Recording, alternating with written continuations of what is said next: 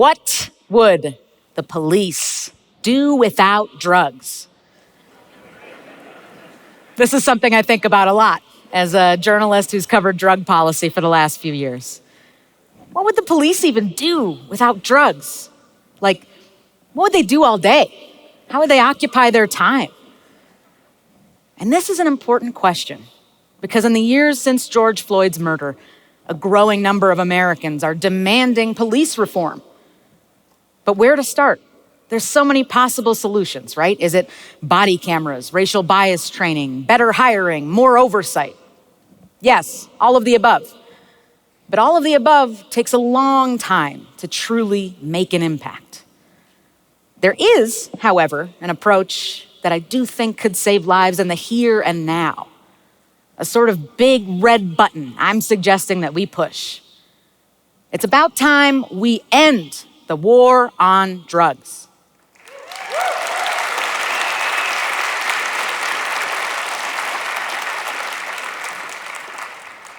Not because you all want to do more drugs without getting caught, but because ending the war on drugs would fundamentally and radically change the way the police operate practically overnight. Now, I'm a little ashamed to admit that when I first started covering weed as a journalist, I was a little naive about all of this. As you heard, I used to host a podcast for 3 years called On Something, all about how cannabis legalization affected things like politics and education funding and pop culture. Looking back, I realized that at least at first, I was tackling it like it was sort of a trend story, something novel. But then I met somebody who had been deported from the United States for trying an edible, bought from a legal dispensary right here in Colorado, a legal dispensary. She was on vacation here and she was not a citizen. And under US law, not only can she be deported for that, she can be banned from the country. On her next visit to the US, a customs official at the airport searched her phone and found photos from that visit to the dispensary. And so the official asked, "Did you try legal weed while you were in Colorado?"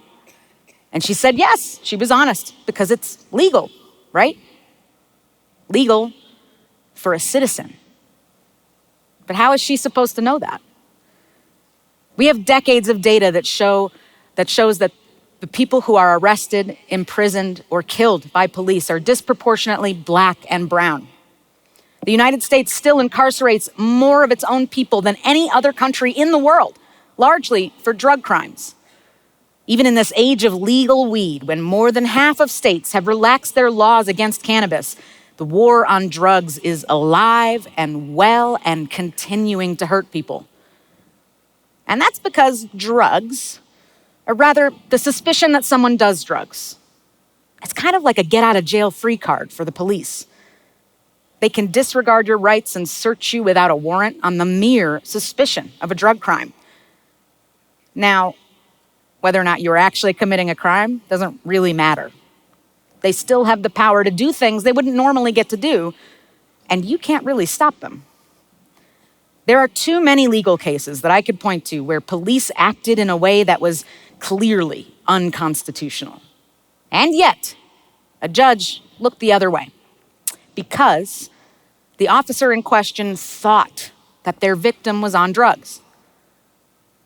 Now, unfortunately, for those of us who aren't in law enforcement, this doesn't really pan out very much. Like, sorry, Your Honor, I thought it was a green light. It's never gotten me out of a ticket. It used to be the case that police needed reasonable suspicion before they could question or even search a person. This was so important to the founding fathers, they put it in the Bill of Rights. This was something they hated about being a British colony, getting randomly searched by British soldiers. And that, my friends, is how the Fourth Amendment was born, which protects us from unlawful search and seizure. Until 1996, when the Supreme Court carved out an exception for drug crimes. This means basically police can question or even search people on the mere suspicion of a drug crime, whether or not there was ever any evidence that a drug crime was taking place. And if they do find drugs, even in small amounts, police are often granted a lot of latitude for what they decide to do next. When Philando Castile was killed by a Minneapolis police officer in 2016, that officer testified in court that the smell of marijuana coming from Castile's car made him, quote, fear for his life. That's why he shot Castile in front of his girlfriend and her child in the back seat.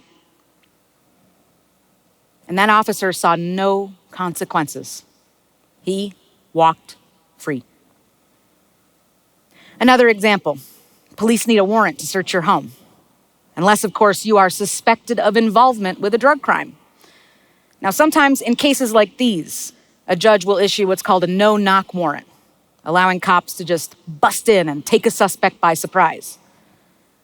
That's what happened to Breonna Taylor in 2020, when cops barged into her Louisville apartment and fired 22 shots, killing her in her own bed.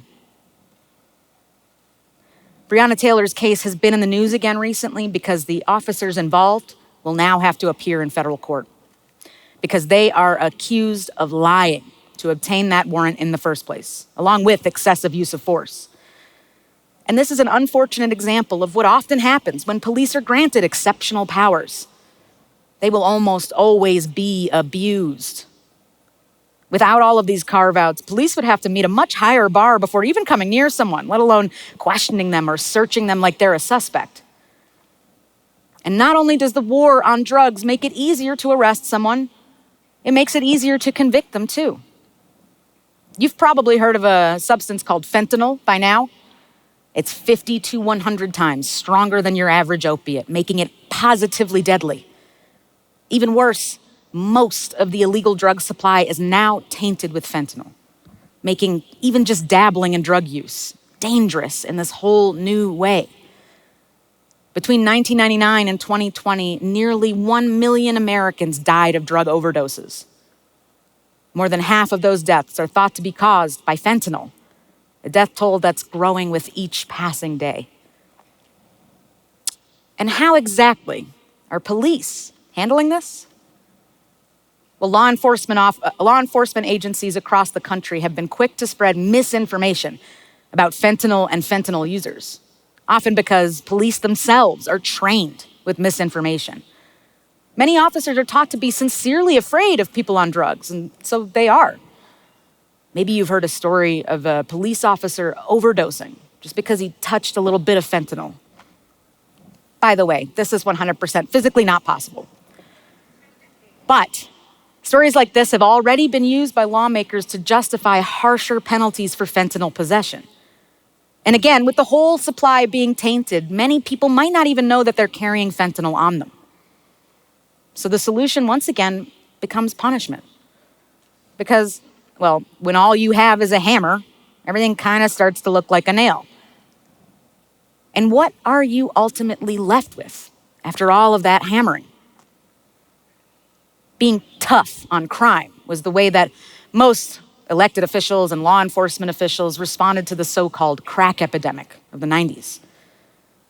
Federal law continues to distinguish between users of crack cocaine and regular old crack users, even though it's the same drug. The difference is whether you snort it or smoke it. It was called the 100-to-1 rule, and yes, it really did impose a sentence 100 times more severe for possession of crack as opposed to crack cocaine. Now, the key here is crack is way cheaper. So as a result of these policies, a disproportionate amount of poor Black Americans ended up behind bars or dead, casualties of drug war era policing. And we're in danger of repeating this awful history now as thousands die and politicians single out fentanyl for harsher penalties. Which is why I always come back to this question. What would the police do if they did not do drug enforcement? So often, suspicion of drug use is a proxy for race. And if the drug war ended tomorrow, police would have far less latitude to randomly stop and question any Black or brown man on the street. And no, it wouldn't bring about an end to white supremacy or systemic racism, but it would first and foremost shrink the power of the police. Imagine fewer cops with fewer reasons to poke holes in your civil liberties. Now, I know this sounds radical right now, but Oregon already voted in 2020 to decriminalize the personal use of most drugs. Portugal did the same thing more than 20 years ago. And over the last few decades, nearly 30 different countries around the world have adopted some form of drug decriminalization. So a different way is possible. Now, of course, we can continue to spend extraordinary amounts of money surveilling, arresting, and imprisoning people, separating families, and breaking up communities. Or we could spend that money on literally anything else. Instead of locking up those who are struggling, we could shore them up with support and with resources. We could address the root causes of suffering instead of continuing to try to arrest our way out of a problem. Because the war on drugs has failed. And it's about time we start acting like it. Thank you.